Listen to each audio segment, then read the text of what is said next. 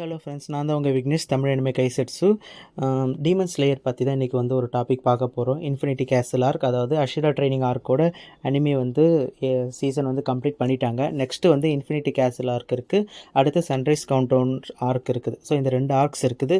Most probably வந்து infinity கேசல் arc வந்து மூவியாக தான் வரப்போகுதுன்னு சொல்லிட்டு அனௌன்ஸ் பண்ணிட்டாங்க.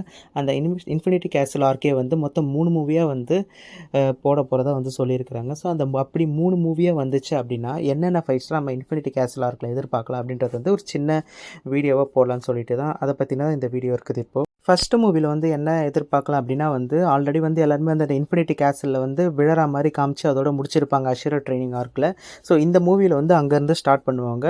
எல்லாருமே வந்து அவங்க ஒரு இடத்துல போய் செட்டில் ஆகிடுவாங்க. இன்ஃபினிட்டி கேசல் ஆர்க்கில் வந்து நாக்கிமியோட மூசான் அண்ட் நாக்கிமியோட பிளான் படி எல்லா அஷிராவுமே வந்து பிரிக்கிறது தான் அவங்களோட பிளான். ஸோ அது மாதிரி வந்து ஒரு அஷிரா வந்து எங்கெங்கே போகிறாங்க அப்படின்றது வந்து காட்டலாம் ஃபஸ்ட்டு மூவியில் வந்து.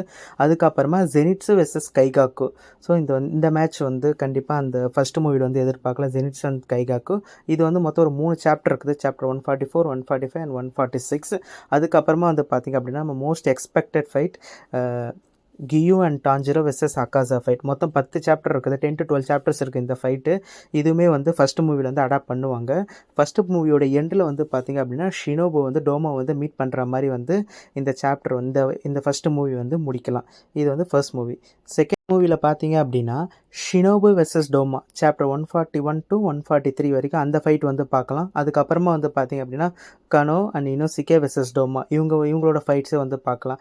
இது முடிச்சிட்ட உடனே மிட்சூரி அண்ட் ஓபனாய் வெர்சஸ் நாக்கிமே இவங்களோட ஃபைட் இருக்குது. அதாவது Mitsuri and Obanai versus new upper moon 4 நாக்கிமியோட ஃபைட்டு வந்து பார்த்துக்கலாம்.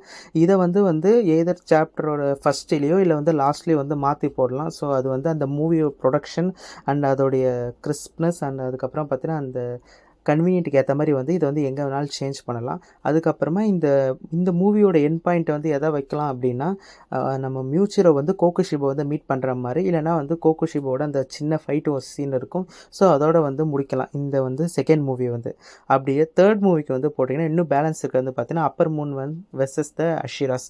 ஸோ இதில் வந்து என்ன எதிர்பார்க்கலாம் அப்படின்னா கியூமி, முய்ச்சிரோ, சனேமி அண்ட் கென்யா வெர்சஸ் கோகுஷிபோ இந்த ஃபைட்டை வந்து நம்ம எதிர்பார்க்கலாம். இந்த ஃபைட்டு முடிஞ்சுட்டு இதோட எண்ட் பாயிண்ட் வந்து கியோமியும் சனேமியும் வந்து 2 பேருமே வந்து மூசானை ஃபைட் பண்ணுறதுக்கு போகிற மாதிரி காமிக்கலாம். அப்படின்னா வந்து மூசான் வந்து ஒரு ட்ரான்ஸ்ஃபார்ம் ஆவார், அது வரைக்கும் காமிக்கலாம். அப்படி இல்லை அப்படின்னா மூசான் வெர்சஸ் டான்ஜிரோ அண்ட் கியூ இதை வந்து காமிக்கலாம். ஸோ இது வந்து ஒரு 15 to 17 சாப்டர்ஸ் வந்து இந்த தேர்ட் மூவிலேருந்து அடாப்ட் பண்ணலாம். ஸோ இன்ஃபினிட்டி கேசல் ஆர்க்கில் என்ன நடக்க போகுது அப்படின்றவங்களுக்காக ஒரு சின்ன ஐடியா வந்து இந்த வீடியோ கொடுத்துருக்கேன். இதில் வந்து மோஸ்ட் ஆஃப் த ஸ்பாய்லர்ஸும் இருக்குது. ஏன் அப்படி சொன்னேன் அப்படின்னா இது அனிமையாக வந்து எபிசோட்ஸாக வரப்போகிறதில்ல, மூவிஸாக தான் வரப்போகுது. இன்கேஸ் மூவிஸாக வந்தாலுமே கூட ஃபஸ்ட்டு ஜப்பானில் வந்து ரிலீஸ் பண்ணிவிட்டு அதுக்கப்புறமா தான் வேர்ல்டு ஃபுல்லாக ரிலீஸ் பண்ணுவாங்க. அதனால் அங்கே ரிலீஸ் பண்ணால் நமக்கு எல்லாருமே ஸ்பாயில் ஆகிடுவாங்க. அதனால் வந்து அண்ட் மோஸ்ட் ஓவர் வந்து பார்த்திங்கன்னா ஊஃபோர்டபுள் இந்த அனிமே ஸ்டுடியோட மிகப்பெரிய ப்ளஸ் என்ன தான் நமக்கு ஸ்டோரி தெரிஞ்சிருந்தாலும் அவங்களோட அந்த அனிமேஷன் குவாலிட்டி, அந்த fight scene amazing fight scenes தான் வந்து இந்த டீமன் ஸ்லேயர் அனிமே வந்து அந்த ஊஃபோர்டபுள் அனிமே ஸ்டுடியோ வந்து பேர் போனது. அதனால் வந்து நீங்கள் ஸ்பாயில்னாலும் கவலை இல்லை, அந்த அமேசிங் வியூவிங் எக்ஸ்பீரியன்ஸ்க்காகவே நீங்கள் வந்து அகெயின் பார்க்கலாம். So thank you.